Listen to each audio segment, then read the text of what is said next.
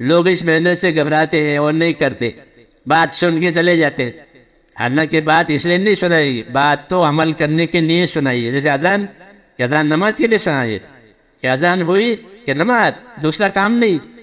حدیث شریف میں عائشہ رضی اللہ عنہ فرماتی ہے کہ رسول صلی اللہ علیہ وسلم ہمارے ساتھ ہمارے گھر میں ہوتے تھے، ہمارے ساتھ باتیں کرتے تھے، لیکن اذان ہوئی کہ آپ اس طرح گھر میں ہم سے اٹھ جاتے تھے کہ کوئی ہم کو پہچانتے تھے۔ کہا اذان ہو گئی، کہ اذان کا یہی تقاضا ہے کہ اللہ کی دعوت ہے یہ، کہ اب دوسرا کام نہیں ہوگا۔ تو اللہ اپنی دعوت دیتے ہیں اور اپنی طرف بلاتے ہیں، اس لیے کہتے ہیں اللہ کے راستے میں دعوت سن کے پھرو، اپنا دین بناؤ۔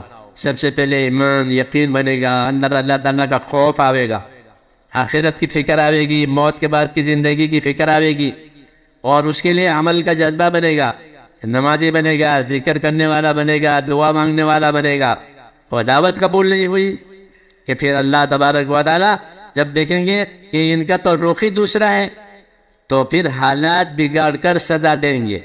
اس لیے پریشانیاں اترتی ہے کہ اب نافرمانیاں ہو گئی، اب حکم ٹوٹ گئے، اب پریشانیاں آسمان سے اترے گی، زمین سے نہیں اترے گی، آسمان سے اترے گی اور دلوں پر آئے گی۔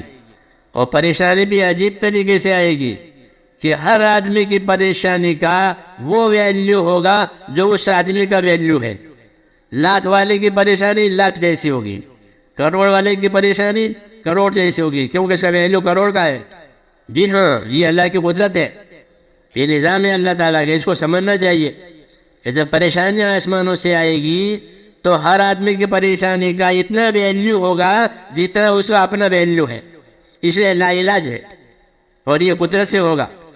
اور اللہ اس کے دھوکے کو کھولیں گے کہ ہمارے پاس تو یہ ہے، ہمارے پاس تو یہ ہے، جب اللہ پریشان ڈالے گا تو اس کا کوئی سبب کام نہیں کرے گا۔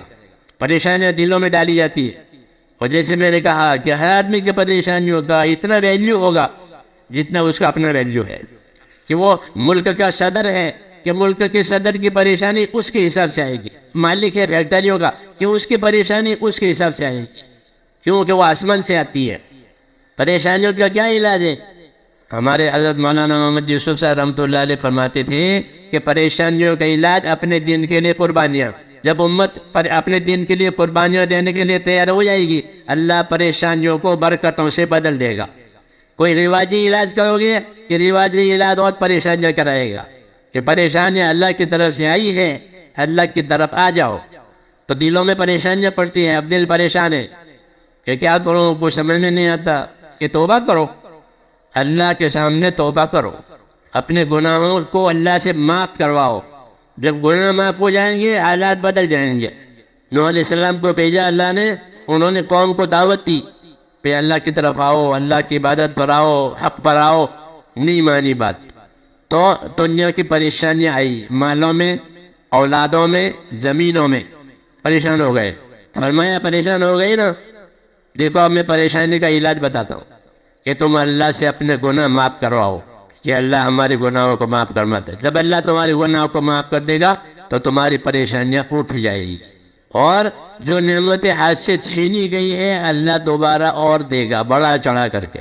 یہ علاج ہے نبوت کا، کہ پریشانیوں کا علاج اللہ کے اطاعت سے، پریشانیوں کا علاج اپنی قربانیوں سے کراؤ، تاکہ اللہ راضی ہو کر پریشانی اٹھاوے۔ اسی نے پریشانیاں ڈالی ہے وہی اٹھائے گا۔